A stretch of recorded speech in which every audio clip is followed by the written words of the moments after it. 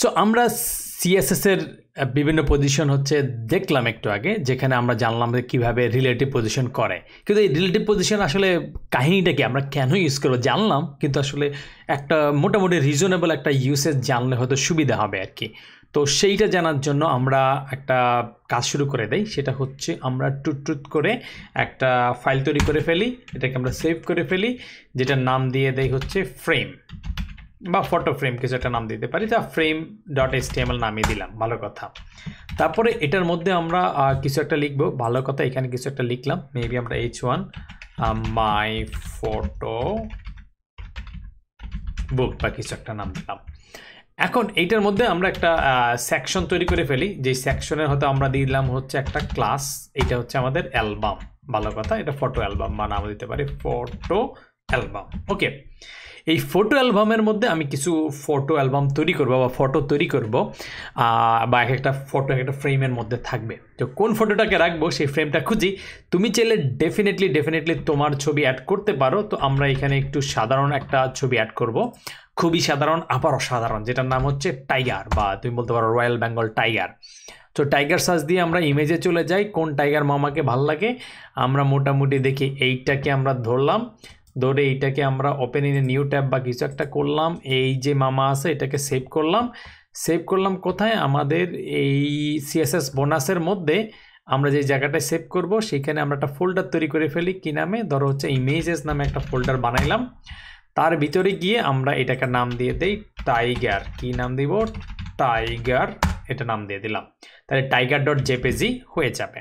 তো আমরা প্রথমেই জাস্ট একটা ফটো ফ্রেম আমরা বানাই, বানানোর পরে আমরা যদি দেখি যে আমরা কি করলাম, আমরা খুব সিম্পলভাবেই করি যে আমাদের একটা ফটো ফ্রেম থাকবে, এই ফটো ফ্রেম, ভালো কথা, এই ফটো ফ্রেমের মধ্যে আমাদের একটা করে ফটো থাকবে ডিভের মধ্যে, তার মধ্যে আমরা হয়তো একটা ইমেজ ট্যাগ রাখবো। সেই ইমেজ ট্যাগ আমাদের তৈরি হইলো, এই ইমেজ ট্যাগ আমাদের এই যে এখানে যে ইমেজ ট্যাগটা তৈরি হয়েছে, দরকার হলে আমরা একটু ভালো করে দেখি, এই সিম্পল কিছুই না, আমরা একটা ফটো ফ্রেম বানাইছি, তার মধ্যে একটা ফটো আছে, ফটোর মধ্যে একটা ইমেজ লাগবো, এটা আমাদের ইমেজেস ফোল্ডারের মধ্যে টাইগার, যাকে আমরা সেভ করছি এইটা। তো এইটাকে আমরা যদি এখন দেখতে চাই, তো আমরা যদি আমাদের সেই ফোল্ডারের মধ্যে চলে যাই, তাহলে আমরা দেখবো এই ফ্রেম দেখার পরে দেখবো এই বিশাল ফটো একটা হয়ে গেছে। তো এটাকে একটু ছোট করতে চাই, ছোট করার জন্য আমরা এই ফটো ফ্রেম যেটা আছে এই ফ্রেমে কিছু স্টাইল দিয়ে দেই, এই স্টাইল, এবং হচ্ছে আমাদের এই বেটা ফটো ফ্রেম যেটা আছে ফ্রেমের মধ্যে আমরা বলে দিই এটা একটা উইথ দিয়ে দিলাম আমরা 300 পিক্সেল, মেবি হাইট আমরা দিয়ে দিলাম কত, হাইট দিয়ে দিলাম আমরা আপাতত 400 পিক্সেল, পরে এটাকে অ্যাডজাস্ট করে ফেলবো। আমরা আপাতত দেখি জিনিসটা আসলে কিছু লাভ হয় কিনা, দেখবো যে কোনো লাভ হয় না, কারণ হচ্ছে আমাদের ফটো ফ্রেমের উইথ দিল, ইমেজের কোনো উইথটাকে আমরা সেট করেই নাই, না করলে সে বাই ডিফল্ট 100% বা যার সাইজ যতটুকু আছে অতটুকু নিয়ে নেবে। তো আমরা এটাকে একটু সিস্টেম করে ফেলি যে আমাদের এই ফটো ফ্রেমের মধ্যে যত ফটো আছে, ধরো এই ফটো, তার মধ্যে যত ইমেজ ট্যাগ আছে সেই ইমেজ ট্যাগগুলোর উইথ হয়ে যাবে 100%, মানে যতটুকু অ্যাভেলেবল উইথ আছে শুধু অতটুকু নাও। তো আমরা এটা করলাম, করার পরে আমরা দেখলাম যে জিনিসটা ছোট হয়ে আসছে, এখন এটাকে একটা ফ্রেমের মধ্যে আমরা নিয়ে আসি। তো আমরা একটা ফ্রেম দিয়ে দিই, যেহেতু ফটো ফ্রেম, তো আমরা দিলাম যে হচ্ছে বর্ডার, আমরা বর্ডার দিলাম মেবি হচ্ছে ধরো 10 পিক্সেল, সলিড কোনো একটা কালার দিলাম, ধরো এই গোল্ডেন রড দিলাম, আর একটা বর্ডার রেডিয়াস দিয়ে দেই মেবি 20 পিক্সেল বা কিছু একটা দিলাম, তাহলে আমাদের জিনিসটা দেখতে এইরকম কিছু একটা হইল। ভালো কথা, আমাদের এই ফটো ফ্রেম বা ফটো ফ্রেম এই জিনিসটা দাঁড়াইলো, আমরা এটার বর্ডার রেডিয়াসটা 10 করে দেই, এবং এটা ছোট সাইজের মধ্যে একটা জিনিস আমাদের দাঁড়াইলো, ভালো কথা। এখন আমাদের আরেকটা নিড আছে যে এই বাগের কিছু ডিসক্রিপশন থাকবে আমাদের কাছে, তো ডিসক্রিপশনগুলো আমরা এখানে অ্যাড করে দেই আপাতত, যে আমাদের এই প্রত্যেকটা বাগের এই ফটো ফ্রেমের মধ্যে প্রত্যেকটা বাগের জন্য আমাদের কিছু, বা প্রত্যেকটা পিকচারের জন্য আমাদের ফটো ডিটেইল থাকবে। সো এই ডিটেলের মধ্যে আমরা লিখতে পারি, ধরো একটা H3 লিখলাম, এবং এটা হচ্ছে আমাদের রয়্যাল বেঙ্গল টাইগার, আচ্ছা দিলাম আমরা। তারপরে হচ্ছে আমরা একটা প্যারাগ্রাফ লিখে দিলাম, এর ভিতরে আমরা লরেম ইপসামে বসাই দিলাম আপাতত শর্টকাটে দেখার জন্য, এইরকম কিছু একটা, খুবই ভালো কথা, এটা আছে এবং এইটা আছে। তো এখন যদি আমরা এটাকে একটু ফ্যান্সি করতে চাই, অর্থাৎ আমি যদি মাউস ওভার করি তাইলে এই লেখাটা আসলে নিচে থাকবে না, সবসময় দেখা যাবে না, যদি মাউস ওভার করি তাইলে ওই জায়গাটায় দেখাবে। তাহলে কি করতে হবে, আমাদের এই লেখাগুলোর পজিশনিং চেঞ্জ করতে হবে। কারণ আমরা চাই যে ছবির উপরে মাউস নিলে তখন আমাদের লেখাগুলো দেখাবে, বাকি সময় দেখাবে না। তো সেইটা করার জন্য আমরা এটার পজিশনিং চেঞ্জ করতে হবে। তো আমরা পজিশনিং চেঞ্জ করে ফেলি। আমরা এই পজিশনিং চেঞ্জ অনেকভাবে করতে পারি। আমরা প্রথমে সিম্পলভাবে শুরু করে দিই যে আচ্ছা এটার পজিশন আমরা সেট করব। এখন পজিশন সেট করতে গেলে আমরা যেটা করতে পারি সেটা হইতে পারে এটা আছে কিসের মধ্যে, ধরো আমার এই ফটো ডিটেলটাকে আছে, তো ফটো ডিটেলের পজিশনটা আমরা সেট করব যে ডট এই ফটো ডিটেল যেটা আছে, ফটো ধরো ডিটেল, এটা পজিশন সেট করব। আমরা বলে দিলাম যে এটার পজিশন আমরা কয়েকভাবে সেট করতে পারি। আপাতত ধরো যেহেতু আমরা এই জায়গাটা নিতে চাই না, এখানে যে জায়গাটা নিতে চাই না, সেই জন্য আমরা বলে দিলাম যদি জায়গা না নিতে চাই, যদি জায়গাটা থেকে থাকে রিলেটিভ দিলে কি হবে, যেই জায়গায় ওই এলিমেন্ট আছে ওই জায়গাটা সে ক্যাপচার করে রাখবে। আর পজিশন যদি আমরা অ্যাবসোলিউট দিই তাহলে ওই জায়গা থেকে তাকে উঠাই ফেলবে। তো আমরা পজিশনিং অ্যাবসোলিউট দিয়ে দেই। অ্যাবসোলিউট দিয়ে দিলে তারপরে দেখি এটা কই যায়, এটা এইরকম কিছু একটা জিনিস হয়ে যাচ্ছে। পজিশন যখন আমরা এটাকে এই ফটো ডিটেলকে অ্যাবসোলিউট করে দিচ্ছি আর কি, এখান থেকে ফটো ডিটেল যেটা আছে এটাকে আমরা অ্যাবসোলিউট করে দিতে চাই। তো সেক্ষেত্রে আমরা যেহেতু এটা হচ্ছে অ্যাবসোলিউট করে ফেলছি, এই জায়গা থেকে উঠে গেছে, তার মানে সে এই যেই ফটো ফ্রেমের যে উইডথের যে লিমিটেশন ছিল 300, সে তো ওর ভিতর থেকে উঠেই গেছে, তার মানে ওই লিমিটেশন আর তার মধ্যে নাই। চাইলে আমরা সেই লিমিটেশনগুলো এখানে বসাই দিতে পারি যে ভাই তুই উচ্চস্থ কী হয়েছে, বেশি লাফাইস না, তোকে আমি সাইজ করতেছি, তোর উইডথ আর হাইট আমি বসাই দিলাম। তো হইলো কি হইলো, এখন সে যদি উপরে উঠে বা কিছু একটা হয় সে একই জায়গায় আছে, কারণ আমরা পজিশন অ্যাবসোলিউট করছি কিন্তু টপ লেফট এগুলো কিছু সেট করি নাই। সো টপ লেফট এখন একটু সেট করে দেখি যে এটার লেফট আছে, যাই হোক এটা আমরা টপটাকে একটু সেট করি। তো আমরা বলে দিই যে তোমার টপ হচ্ছে 0, মানে 0 পিক্সেল যদি হয় তাহলে পিক্সেল না লিখলেও চলে, জাস্ট 0 লিখলেও চলে, পিক্সেল না লিখলেও চলে। তাইলে কি হয়েছে, তাইলে সে আবার লেখাটা ওই যে আমরা আগের ভিডিওতে দেখছি, যদি তার প্যারেন্টের কোনো পজিশন না থাকে তাহলে সে একদম উপরে চলে যাবে, কারণ সে পেজের ওখানে চলে যাচ্ছে, কারণ উপরের প্যারেন্ট যে এটা আছে তার মধ্যে কোনো আমাদের পজিশন সেট করা নাই। তো আমরা কি করব, এই ফটো ফ্রেমের মধ্যে বলবো যে এই ফটো ফ্রেম তোরও আমি একটা পজিশন দিয়ে দিচ্ছি রিলেটিভ, তার মানে তোর পজিশন হবে রিলেটিভ, এবং নিচে যেটা অ্যাবসোলিউট থাকে তাহলে ওটা ওর গন্ডি বাইরে যাইতে পারবে না, কারণ উপরে একটা পজিশন প্রপার্টি সে পেয়ে যাবে। তো সেই ক্ষেত্রে কি হবে, তাহলে সে মোটামুটি এই জায়গাটায় আসতে পারলো। আর এখন যেহেতু এই নিচের লেখাটা এখানে চলে আসছে, তাই পুরা ফটো ফ্রেমটাকে আর 400 পিক্সেল রাখার দরকার নাই, আমরা অর্ধেক করে দিতেই পারি। আমরা করলাম যে ফটো ফ্রেমের হাইট হচ্ছে 200 পিক্সেল, এটা করে দিলাম, করে দিলে জিনিসটা কি হবে, এই জায়গাটায় আসলো। কিন্তু আমরা এটা চাই না, আমরা চাই যখন আমরা মাউস নিব তখন এই জিনিসগুলো দেখাবে, বাকি সময় দেখাবে না। তো সেটা আমরা করতে পারি। অ্যাটলিস্ট পজিশন রিলেটিভের কিছুটা ইউসেজ আমরা বুঝতে পারছি, একটু পরে হয়তো আমরা আরেকটু ডিটেলভাবে জানতে পারবো।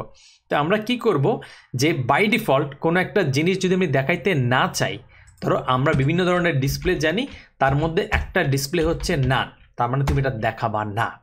তো আমরা এটা করে দিলাম display none. So by default আমরা যখন রিলোড করব তখন এই জিনিসটা দেখাবে না। ভালো কথা, এখন আমাদের দেখাচ্ছে না। তো আমরা এটা কখন দেখতে চাই, আমরা দেখতে চাই যখন হয়তো আমরা মাউস নিব ছবির উপরে, তখন আমাদের লেখাগুলোকে দেখাও। তো সেটা করা খুবই সিম্পল। আমরা কি করব, যে আমাদের এই ডট ফটো ফ্রেমের মধ্যে যখন আমরা হবার করব, তারপরে আমরা ফটো ডিটেল যেটা আছে সেটা ডিসপ্লে প্রপার্টিটাকে চেঞ্জ করতে চাই। তো তখন ডিসপ্লে প্রপার্টি কী হবে, তখন সে ব্লক হয়ে যাবে। তো বাই ডিফল্ট সে যেহেতু হচ্ছে ডিপ, তার ব্লক থাকার কথা, সো ব্লক থাকে না, আমরা নান করে দিছি, মানে হাইড করে ফেলছি। তো হাইড হয়ে গেছে, কিন্তু মাউস নিয়ে নিলে আবার তাকে ব্লক হিসেবে দেখাও। তো এই জিনিসটা একটু আস্তে ধীরে বোঝার চেষ্টা করো। আর এখানে এসে যখন দেখবা তখন দেখবা যে মাউস আনলে এই লেখাগুলো কিছু একটা আসতেছে। তো তুমি এটাকে আরেকটু স্টাইল করতে পারো। ধরো তুমি যখন মাউস নেওয়া হবে, তুমি হয়তো দিতে পারো এটার ব্যাকগ্রাউন্ড কালার দিতে পারো, যে আমরা গোল্ডেন রডই দেই, কিন্তু গোল্ডেন রডে একটু হালকা হালকা করে দেই। তো কোনো একটা কালারকে তুমি যদি হচ্ছে ফরম্যাট চেঞ্জ করতে চাও, ধরো এখানে নেমড কালার আছে, তুমি মাউস ওভার নিয়ে তারপরে এই বেশি আস্তে আস্তে যাও, বেশি যাইও না, এখানে গিয়ে ক্লিক করলে এই যে ফরম্যাট চেঞ্জ হয়ে যাচ্ছে, এই যে হ্যাক্স হয়ে যাচ্ছে, মানে হিউ স্যাচুরেশন দিয়ে হয়ে যাচ্ছে, RGB দিয়ে হয়ে যাচ্ছে।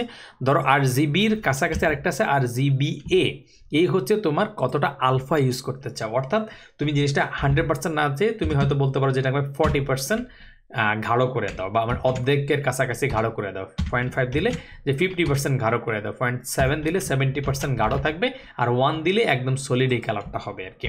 তো রিলোড করলে দেখবা এই কিছুটা হয়েছে, এবং এটার হাইটটা আমাদের একটু অ্যাডজাস্ট করতে হবে।